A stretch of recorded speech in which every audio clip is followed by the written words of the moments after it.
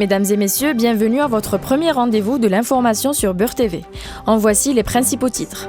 Troisième et dernière semaine de la campagne électorale. Le Centre international de presse accueille la presse étrangère. En France, Hollande en visite à Mexico. 14 secrétaires d'État nommés au gouvernement. Le président de la République, Abdelaziz Bouteflika, a décidé de réduire la durée du service national de 18 mois à une année, avec effet exécutoire à compter de la promotion de juin prochain, a déclaré son directeur de campagne, Abdelmalek Sellel.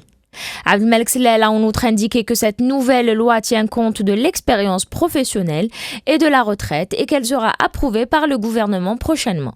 Rappelons que la durée du service national a fait l'objet d'un débat contradictoire et parfois controversé dans les milieux politiques et médiatiques. Comme il est vrai que beaucoup de jeunes n'accèdent pas au marché du travail à cause des obligations du service national. Ainsi, la décision annoncée par le directeur de campagne du candidat président de réduire à 1 an la durée du service national débouche un peu l'horizon fermé des jeunes irréguliers et autres insoumis face à la question du recrutement et de l'emploi. Le CIP paraît à accueillir la presse internationale qui doit couvrir l'élection présidentielle du 17 avril prochain. À cet égard, tout l'étage B de l'hôtel Horaci a été réservé aux journalistes qui ont été accrédités par les autorités du pays, notamment les ministères des Affaires étrangères et de la Communication. Selon un responsable du CIP qui a requis l'anonymat, les moyens techniques et humains sont disposés pour accueillir les journalistes et leur permettre d'accomplir dans les meilleures conditions leur travail. Pour l'heure, selon la même source, 73 journalistes ont reçu l'agrément de couverture. Par ailleurs, le ministère de la Communication a reçu environ 160 demandes d'agences de presse et de télévision.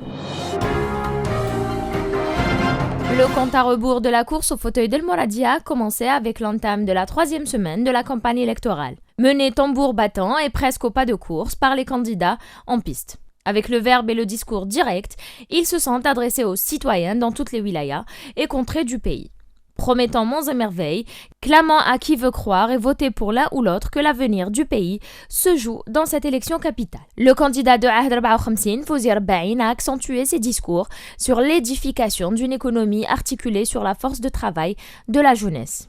Il a entre autres préconisé pour ce faire la facilitation des crédits bancaires aux jeunes désireux d'entreprendre le travail. L'édification d'une économie forte a été également au centre des programmes présentés par le candidat du Front Moustaqbal Abdelaziz Belaid, qui a promis aussi de professionnaliser l'armée nationale populaire.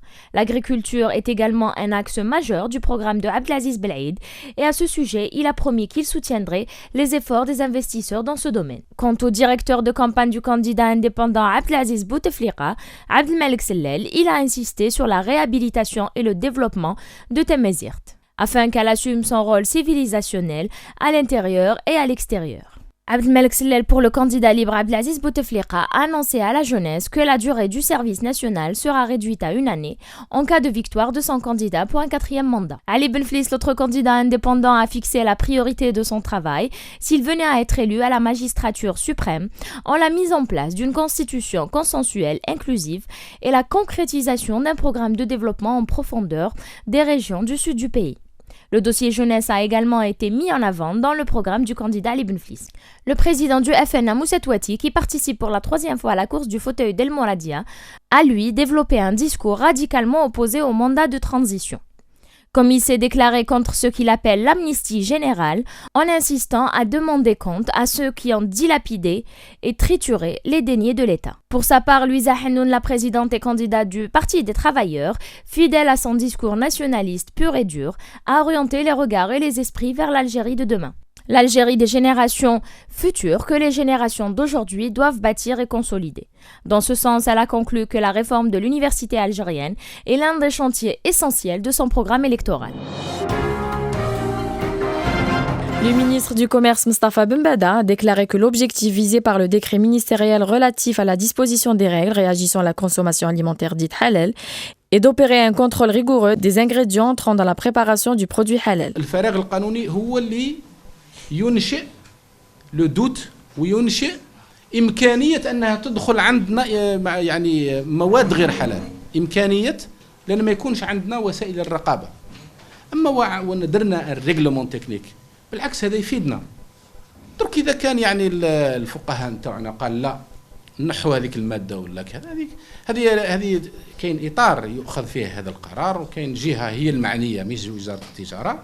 Le ministre du Commerce a indiqué au cours de la conférence qu'il a animée ce matin au siège de son département que la loi sévira sans clémence contre les contrefacteurs et les fraudeurs qui atteignent à la vie sociale et économique du pays, où il a insisté sur la nécessité de moderniser l'appareil productif de l'économie.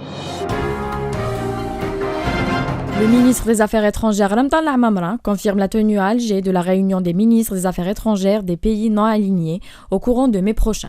Ramtan Lamamra a fait cette déclaration hier au Caire, précisant que la conjoncture internationale actuelle exige un retour et une régénération des principes et valeurs que l'Algérie a toujours adoptés et défendus, tels la souveraineté des États et la solidarité entre les pays en développement, aux fins de préserver leurs droits sur la scène internationale.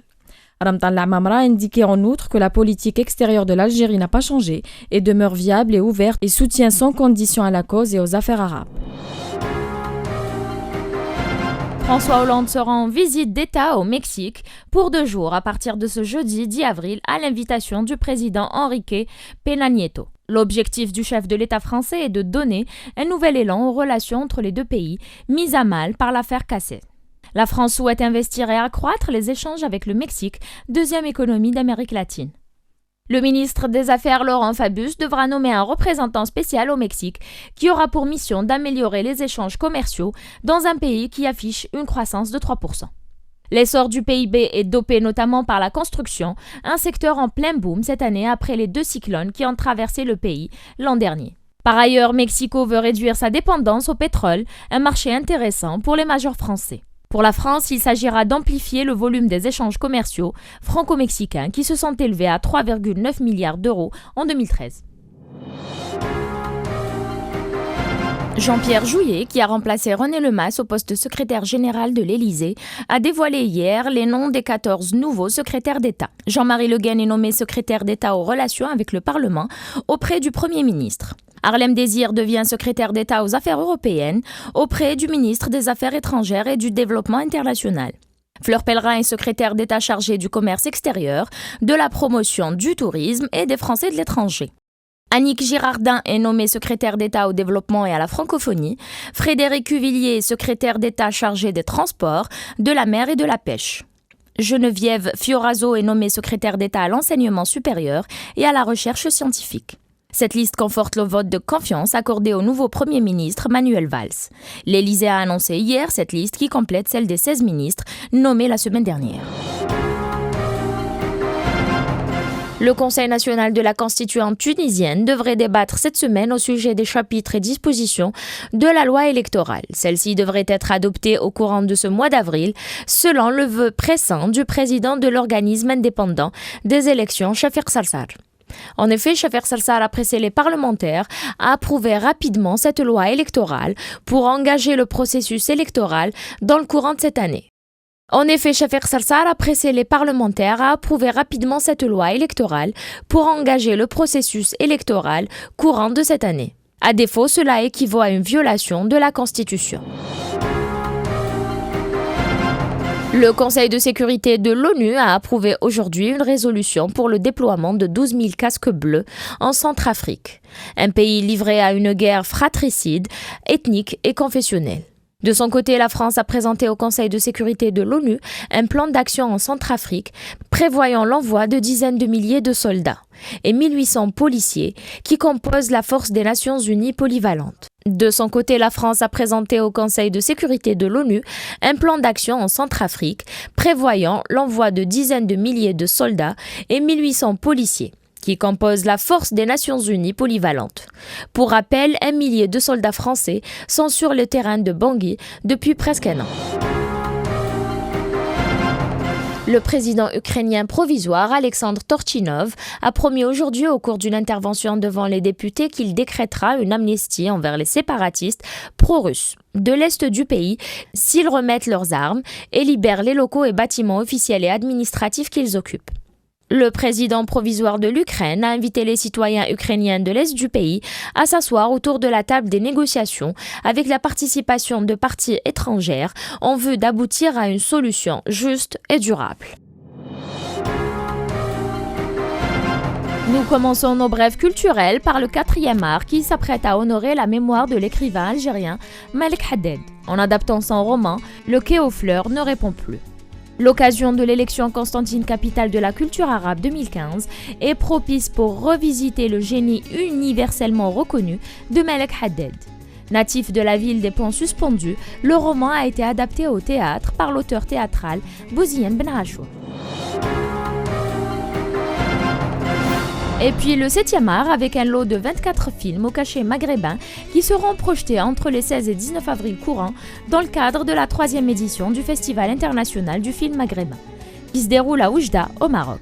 3 films algériens sont en compétition officielle. Il s'agit de An-Nafida de Anis Jad, Hafilat Rarba de Rachid Ben Allel et de Iminir, un film en Temazir de Moubarak Menneh.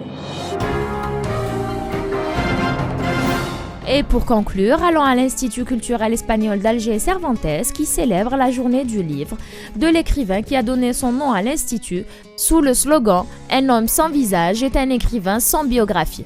Le professeur de philologie de l'Université de Madrid, José Manuel Lucia, a animé un débat avec des universitaires et des chercheurs présents sur les portées historiques et culturelles de l'Europe en général et de l'Espagne en particulier de 1500 à 1650.